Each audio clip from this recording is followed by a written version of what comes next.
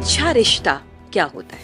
सब कुछ होता है। गुरुदेव ने एक बड़ा प्यारा शब्द कहा इसके लिए, कहा कि गृहस्थ एक तपोवन है। पहले अरेंज मैरिज होती थी तो दो परिवार मिलते थे, संस्कारों की भी शादी हो जाती थी। लेकिन आज जो लव मैरिज हो रही है ये बहुत लंबी क्यों नहीं टिकती? विश्वास का, समर्पण का, स्नेह का, सहयोग का अभाव है। मुझे जो चाहिए वो मुझे अभी मिलना चाहिए, इसी वक्त मिलना चाहिए, किसी कीमत पर मिलना चाहिए, दूसरे का गला घोंट के मिलना चाहिए। एक दूसरे के प्रति जब तक विश्वास ही नहीं होगा, समर्पण ही नहीं होगा, तो ऐसा कौन सा रिश्ता है जो निभेगा?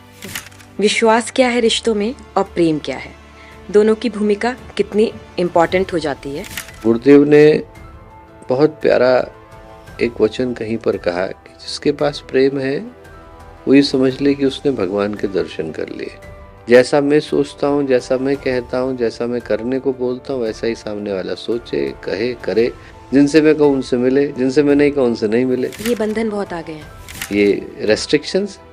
दोनों के मध्य में ये सोचे कि मुझे घर जो है वो एक प्रयोगशाला के रूप में, एक पौधशाला के रूप में मिला है, इसको पोषित करना है। अब जो 7 फेरे हैं ना, उन्हें 7 मिनट भी नहीं लगते हैं टूटते हुए, इतना ईगो फाइट हो जाता है। तो मेरा सवाल आपसे ये है कि इस तरीके की ईगो फाइट से, इस तरीके की लड़ाइयों से कैसे बचा जा सकता है? जहाँ पर हमें लगता है कि हमारा बोलना परिवार के सुख शांति के लिए अनिवार्य है तो बोला जाए, पर बोलते समय में ध्यान रखा जाए कि शब्द जो है वो तरकस में से निकले तीर की तरह से होता है, छूट गए तो वापस लौटाए नहीं जा सकते।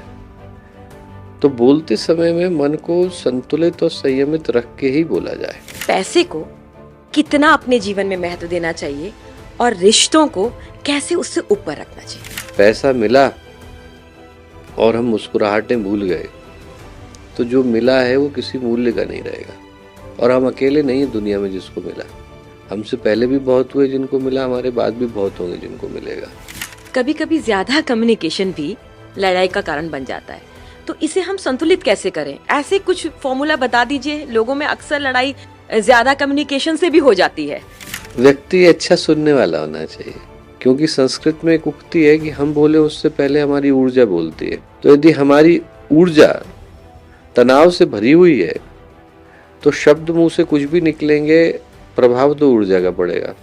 किसी भी रिश्ते की खराबी की शुरुआत कैसे पता चलती है ताकि हम पता कर सके और उसको वहीं पे थाम ले? मन में पता चल जाता है। कैसे? ये पता चल जाता है कि किसी ने कुछ कहा और हमारे मन में चुभा, वहां से शुरुआत होती है। अगर ये 7 जन्मों का बंधन है तो फिर टूट क्यों जाता है?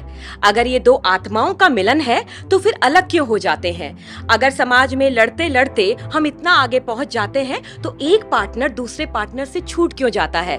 परिवार की तस्वीर संयुक्त अच्छी लगती है तो हम न्यूक्लियर क्यों हो जाते हैं? यही सवाल है ना जिसमें आप अपनी शादी को, पार्टनरशिप को और अपने रिलेशनशिप मैनेजमेंट को ढूंढ रहे हैं। तो ये पॉडकास्ट आपके लिए है।